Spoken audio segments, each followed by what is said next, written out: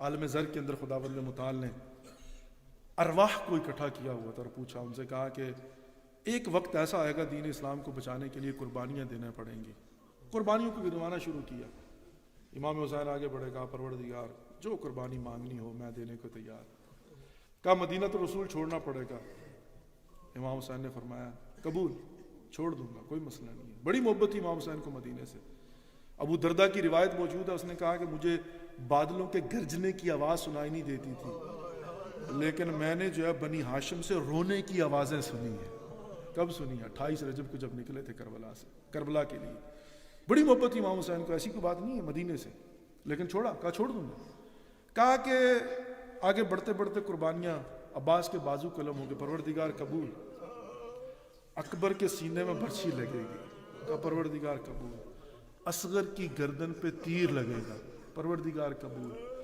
کہا قاسم کی لاش نہیں، آخری لمحوں میں اس کے اوپر گھوڑے دوڑ جائیں گے، دائیں کے بائیں بائیں کے دائیں، اور اس کی لاش نہیں بلکہ لاش کے ٹکڑے اٹھا کے لانا پڑے گا۔ کہا پروردگار قبول۔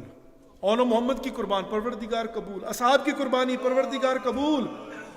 اور کہتے ہیں کہ آخر میں جا کر ایک آواز ایسی آئی تھی کہ امام حسین نے نگاہیں جھکا لی۔ کہا عصر عاشور کے بعد خیموں کو آگ لگ جائے گی، زینب و ام کلثوم کی چادریں چھن جائیں گی اور ان کو بغیر چادر و مقنا کے بازاروں میں لے جایا جائے گا، کوفہ کے دربار میں، شام کے بازار میں۔ تو کہتے ہیں وہاں پر جو ہے نا امام حسین نے اپنے سر کو جھکا لیا۔ جب جھکایا نا تو ایک بیمار روح کی پیچھے سے آواز آئی، کہا بابا کربلا تک کی ذمہ داری آپ لے لو، کربلا کے بعد شام تک سجاد جانے اور یہ مصیبتیں جانے۔ اجرکم اللہ، اجرکم اللہ۔ اتنا آسان نہیں تھا۔ امام حسین جیسے صابر حسین امام نے بھی جو ہے اپنی نگاہیں جھکا دی، کہا اتنی بڑی قربانی، اور عزیزان محترم یہ کون سی قربانی ہے؟ اب لایا گیا ہے زینب و ام کلثوم کو۔ میں نے کل عرض کیا تھا کربلا سے ودا ہو کر گئی ہیں شہزادی زینب کبریٰ۔ ہر لاش پر بیٹھ کر شہزادی روئی تھی۔ اگر خدا نے فرصت دی تو یہ بیان کروں گا، صرف 2 لاشیں ایسے تھے جن کو دیکھ کر، جملہ سنیے گا، جن کو دیکھ کر شہزادی زینب نے آنکھیں بند کر لی تھی۔ وہ شہزادی کے اپنے بیٹے اون محمد تھے۔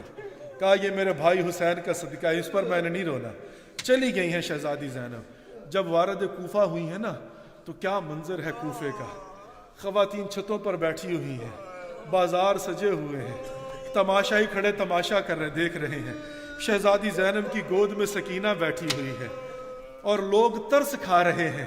اللہ جانتا ہے یہ وہی کوفہ ہے جہاں پر زینب شہزادی بن کر آئی تھی، جہاں پر علی نے کہا تھا باہر قافلے کو روک دو، رات کی تاریکی میں لے کر آؤں گا۔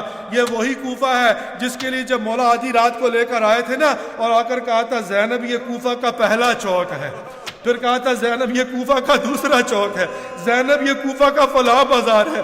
ایک مرتبہ شہزادی کہتی ہے بابا بازاروں کے اور چوکوں کے تعارف تو بیٹوں کو کروائے جاتے ہیں، میرا چوکوں سے درباروں یہاں بازاروں سے تعلق کیا ہے؟ تو کہا تھا بیٹی زینب ہو سکتا ہے کوئی وقت ایسا آ جائے جب تمہارے سر پہ چادر بھی نہ ہو اور تجھے اسی بازاروں میں لایا جائے اور تمہیں یہیں پر خطبے دینے پڑ جائے۔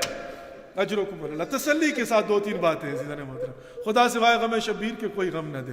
اب یہ شہزادی زینب ہے، ایک مرتبہ آئی ہے، بازار ہے اور ظاہر ہے یہ کوفہ ہے، اور یہ کوفی کون ہے جن کو درس تفسیر دیا ہے شہزادی زینب نے، جن کی خواتین کو مولا علی کہتے تھے آج میری بیٹی کو پہچان لو، کل پہچاننے سے انکار نہ کر دینا۔ ایک مرتبہ ایک روایت عجیب ملتی ہے، ایک خاتون بیٹھی ہوئی ہے چھت کے اوپر، اس نے جب دیکھا نا قیدیوں کو لایا گیا ہے اس کو ترس آیا، وہ پانی لے کر اور کھجورے لے کر آئی ہے نیچے۔ اس نے ایک بچی کو بیٹھے ہوئے دیکھا جس کے چہرے سے بھی لگ رہا ہے یتیم ہو چکی ہوئی ہے، جس کے رخسار پر تماچوں کے نشان ہیں۔ قریب آئی اور آ کر کہا یہ لو پانی پی لو اور یہ کھجورے لے لو۔ ایک مرتبہ شہزادی نے پانی کا پیالہ ہاتھ میں پکڑا ہے اور یہ بی بی کہتی ہے اے بچی تو یتیم ہے اور اسیر بھی ہے، پروردگار یتیموں کی اور اسیروں کی دعا قبول کرتا ہے، میرے لیے 2 دعائیں کر دے۔ کہا کون سی دعائیں؟ کہا سب سے پہلی دعا تو یہ ہے دعا کر پروردگار تیری طرح میرے بچوں کو یتیم نہ کرے۔ اجرکم اللہ، اجرکم اللہ۔ ایک مرتبہ شہزادی سکینہ نے ہاتھ اٹھائے ہیں، کہا پروردگار اس کے بچوں کو یتیم نہ کرنا۔ کہا بیبی ایک اور دعا کر دے۔ کہا کون سی دعا ہے؟ کہا دعا کرو خدا مجھے مدینے کی زیارت نصیب فرمائے۔ جب یہ سنا نا تو ایک مرتبہ کہا مدینے جا کر کیا کرو گی؟ کہا مدینے میں میری آقا زادیاں رہتی ہیں، میں ان کی زیارت کروں گی۔ ایک مرتبہ شہزادی زینب کے بال جو ہے وہ چہرے کے اوپر تھے، شہزادی نے پوچھا یہ بتا تیری آقا زادیاں ہے کون جن کی زیارت کو جانا چاہتی ہے؟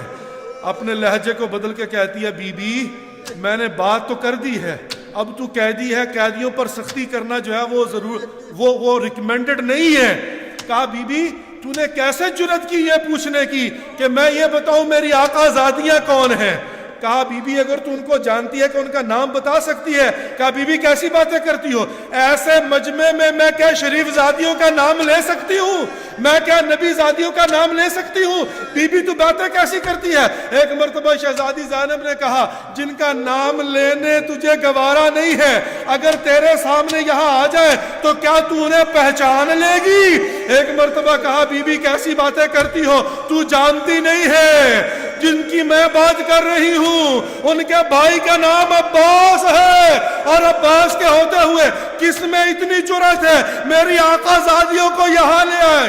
ایک مرتبہ شہزادی نے بال ہٹائے اور کہا غور سے دیکھ جس کی زیارت کو تو مدینے جانے چاہتی ہے وہ زینب میں ہوں، جس عباس کی بات کر رہی ہے وہ گھوڑے کی گردن میں جس کا سر ہے۔ اجرکم اللہ، اجرکم اللہ۔